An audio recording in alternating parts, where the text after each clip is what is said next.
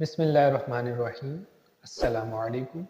नाज़रीन मोहतरम, ये बात तो आपके इल्म में होगी कि हज़रत आदम अलैहिस्सलाम की तख़लीक़ अल्लाह अज़्ज़ व जल ने मिट्टी से की। लेकिन यहाँ पर सवाल ये है कि वो कौन सी मिट्टी थी जिससे हज़रत आदम अलैहिस्सलाम को बनाया गया।